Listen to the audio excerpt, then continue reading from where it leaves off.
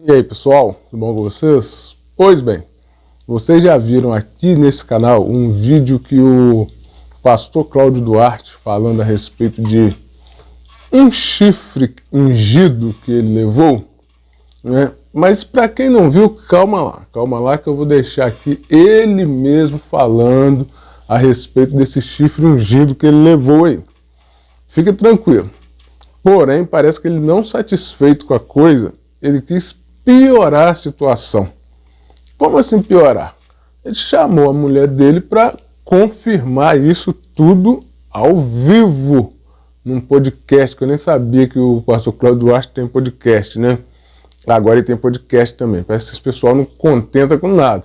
Contente de ser pastor, ser dono de igreja, ser pregador itinerante, agora tem podcast também. Mas o que ele fez lá já não tinha ficado muito legal. Aí ele conseguiu piorar a situação. Eu vou mostrar para vocês agora, mas eu já gostaria de saber de você. Será que você teria a mesma coragem de fazer o que ele fez? Que não ficou legal, não ficou legal mesmo. Eu vou mostrar para vocês agora aqui a parte, primeiramente, que ele falou que a esposa dele não gostou.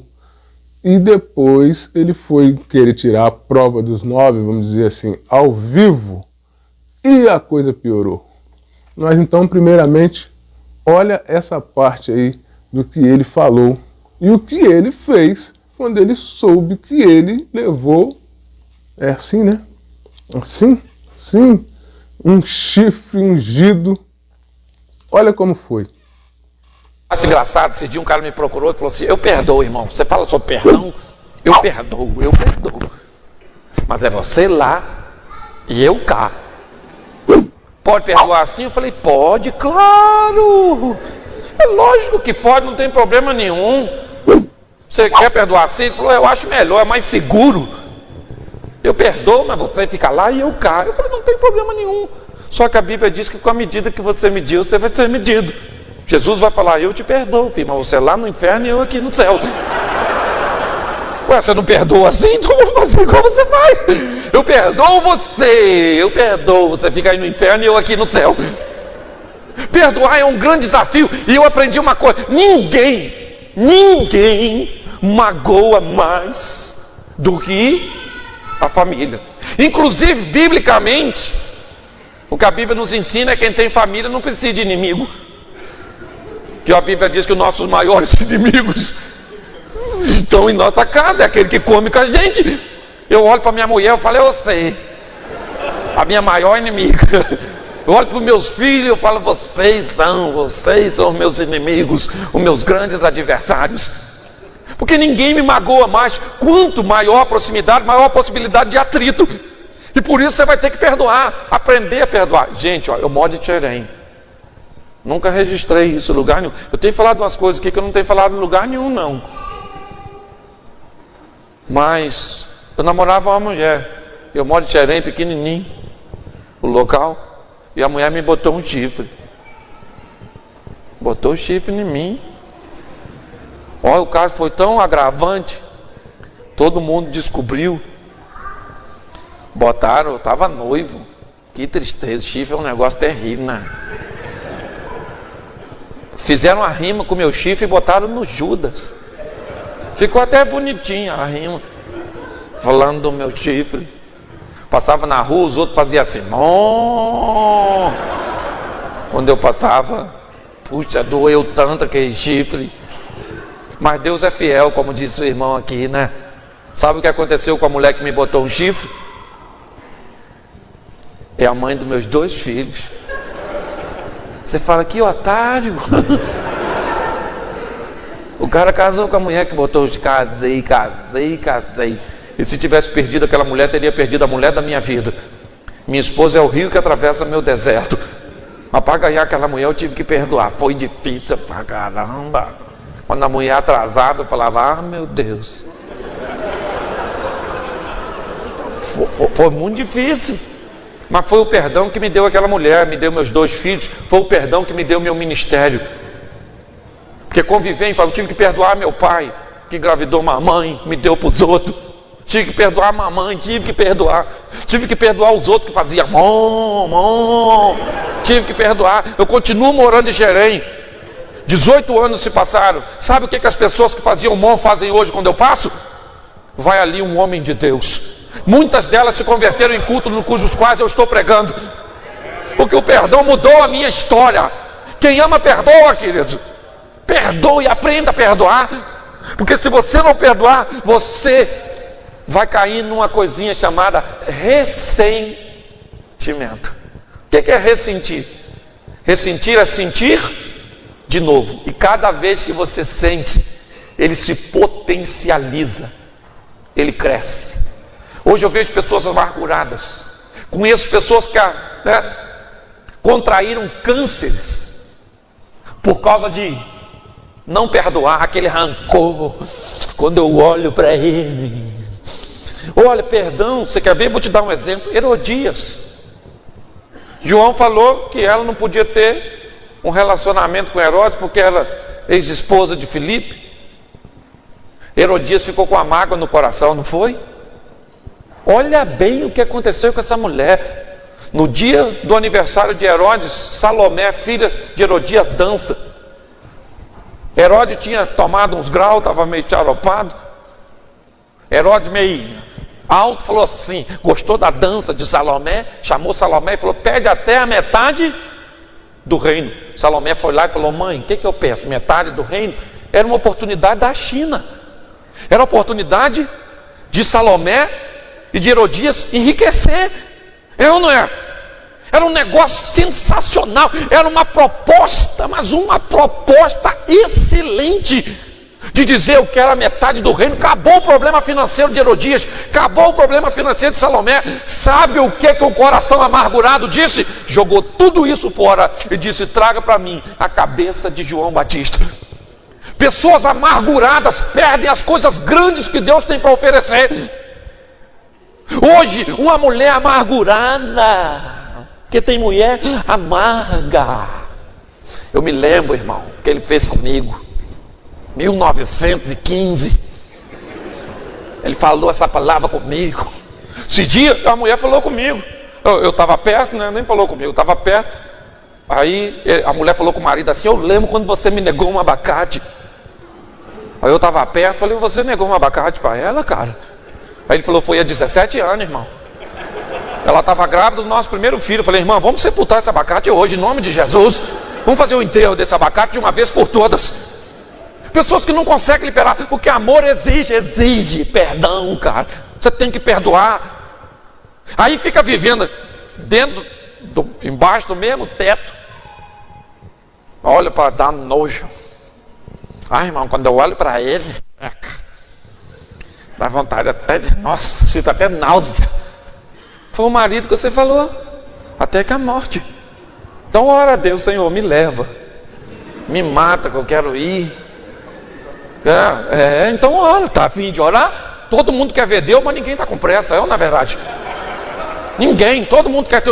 Esses dias eu fui numa igreja e o cara estava orando perto de mim assim, Senhor, volta logo, Jesus, eu anseio pela sua volta. Achei tão bonito aquela oração. E ele com tanta pressa que eu fui obrigado a ajudá-lo em oração. Falei, Senhor, olha a pressa dele, leva ele, olha. Ele quer ver o Senhor, olha, quer que o Senhor volte. Eu ainda quero pregar muito, dar uma promoção para esse camarada aí. Então, eu quero falar para você que amor exige, ele não pede. Quem ama tem que perdoar, porque o outro vai te magoar. Você investe tempo, você investe nisso, você faz tudo direitinho, tudo certinho, tudo, e o outro às vezes não reconhece o que você fez. Olhe bem, aí as pessoas ficam magoadas. Hoje eu estou cansado de ver gente magoada. E pior, irmãos, eu tenho aprendido uma coisa: perdão tem muito a ver com personalidade. Tem gente que tem facilidade de perdoar, mas tem gente que tem dificuldade. Eu até invisto nos meus filhos. Quando eu erro, sabe o que eu faço? Filho, vem cá, perdoa o papai errou. Errei. chamo meus filhos, chamo minha esposa e falo: filho, olha, eu vacilei. Puxa, às vezes são coisas simples. E eu estou ensinando meus filhos a perdoar. Seu filho nunca viu você pedir perdão para sua esposa, nunca viu você pedir perdão para seu marido. Aí amanhã você faz alguma coisa contra ele, o ofende, você quer que ele perdoe. Como é que alguém que você nunca ensinou a perdoar vai perdoar? Bom, pessoal, vocês já viram aí a primeira parte, né? O Cláudio Duarte realmente afirmando o que aconteceu com ele, que ele sim levou uma galha, e ele sempre tem uma maneira assim engraçada, divertida, de ter saída para tudo, e acaba ele passando como um bem legal, né? Mas aí ele foi chamar a mulher dele para um podcast, foi falar a respeito dessa situação e não ficou bom, hein? O negócio não deu certo. Mas olha aí e veja se vocês acharam que a mulher dele pegou pesado ou não. Mas antes de tudo, já peço a você, já deixa o seu like aí pela primeira parte que você já viu, para você não esquecer de deixar o like no final. E no final eu quero os seus comentários aqui. Já teve alguma história, alguma situação que te aborreceu, que você ficou chateada com alguma história que eu contei? Bom, já teve sim, que foi a respeito que ele fala de como liberar perdão, né? Que foi uma coisa assim, que foi a respeito de uma traição, né? Que houve, e embora tenha sido uma traição, mas eu não considero tanto, porque nós não éramos casados. Então as pessoas, elas vêm me procurar e elas falam a respeito disso como se, do tipo assim, poxa, você já era casada com ele, e não era. Na época até foi uma luta, né? Você lembra que ele colocava essa questão assim, do tipo, não queria ficar noivo porque falava que era bambolê de otário, não queria compromisso, mas ao mesmo tempo falava que já sentia que eu era a mulher da vida dele, que eu era a pessoa com quem ele iria passar o resto da vida. Então ele já se sentia casado, mas engraçado que nunca me comunicou isso. Então isso foi uma das coisas assim que me chateou bastante, mas olhando também por outro lado, houve sim um erro da minha parte, mas eu acho que isso aí seria um outro podcast, né? Porque tantas pessoas passam por isso, e eu acho que valeria a pena falar mais sobre isso numa outra ocasião. Já viu que eu estou auto me convidando. Tá certo. Bom, vamos lá, então vamos trocar aqui a agora pergunta. Eu entendi! Agora eu saquei!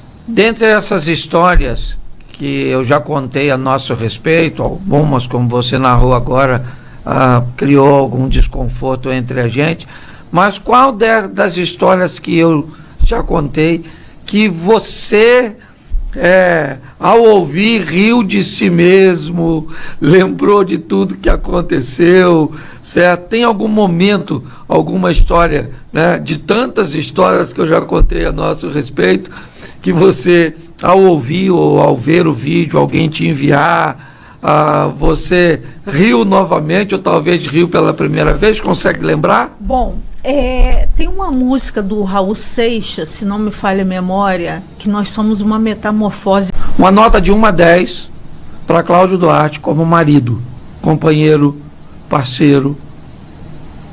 Marido eu daria 9. Tá. Uma nota para pai. Pai eu daria 5. 5. Uma nota para sexo. Eu daria uns 9. Uma nota para avô. Dou um 10. Uma nota para gestor, administrador. Embora isso me irrite muito, mas eu dou um 10 também. Tá. Deixa eu pensar aqui algumas coisas que me interessam, né? Que eu tenho que fazer perguntas que são importantes. Não, mas aí você pode fazer perguntas que é para tua mudança? É para minha mudança. Então beleza. Certo, é só para que eu possa... eu falo mesmo. Mas né? é isso aí, é isso aí. A proposta é essa. Não é só para as pessoas entenderem que pessoas têm vários pontos fortes, pessoas têm pontos fracos, ok? Então, a proposta é essa, é criar uma linha verdadeira, não é fazer uma pergunta que esteja algo combinado. Tanto é que eu fiz questão de não tratar de nenhuma pergunta, nenhum assunto antes dela vir para cá. Tudo que nós falamos aqui, nós falamos pela primeira vez. Então, aí se você quer mudança, você fez essas perguntas porque quer mudança, eu acho que seria legal você falar assim, qual conselho você me daria? Então, boa! Vamos lá, esse troço é perigoso, mas vamos embora.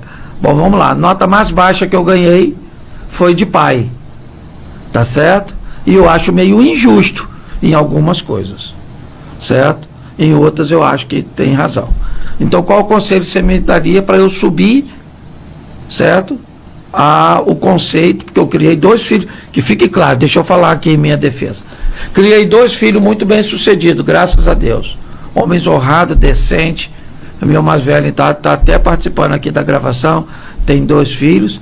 E mulher tem uma praga de uma palavra que eu não sei o que isso é. Apoio. Eu já achei até que ela tinha algum defeito, que ela precisava de uma bengala, que eu nunca vi uma mulher gostar tanto de apoio. Mas eu entendo que em muitas áreas, em muitos momentos, eu poderia ter oferecido mais coisas, então eu acho que vale a dica.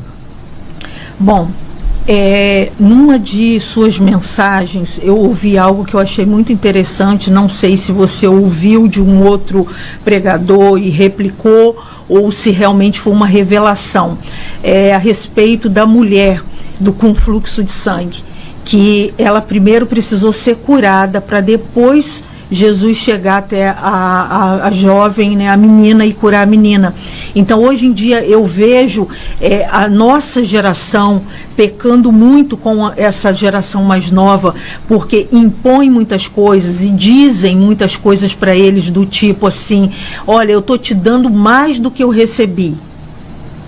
Então, eu acho isso humilhante no extremo, porque eu vejo hoje que a gente pode andar com essa geração e trocar informações com essa geração. Então eu te dei a nota 5, porque você tem dentro de casa 2 homens de bem, você tem dentro de casa 2 homens super inteligentes, 2 homens que podem fazer com que esse nome Cláudio Duarte ainda dure mais um pouco. Aí eu vou lembrar daquela canção, Ainda Tem Lenha para Queimar.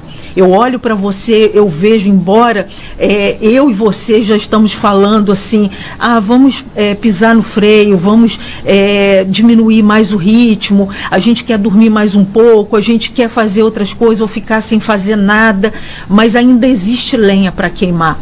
Então, eu acho que essa nova geração, eles carregam algo muito importante, que a nossa geração não está conseguindo entender, não está acessando, está desperdiçando, e eu gostaria de ver o Cláudio Duarte dar um stop e analisar, sabe, ir para uma roda de jovens, ouvir a ideia deles, aprender um pouco com eles, porque foi através do nosso casamento que muitas vidas foram restauradas. Então, a partir do momento que você senta com essa juventude, que você começa a ouvir o que eles têm para dizer, começa a entender como é que a cabeça deles está funcionando, porque as coisas mudaram muito de um tempo para cá, não sei se foi de uns 10 anos para cá, eu já não entendo mais nada, eu fico assim, meu Deus, como é que tudo mudou tão de repente?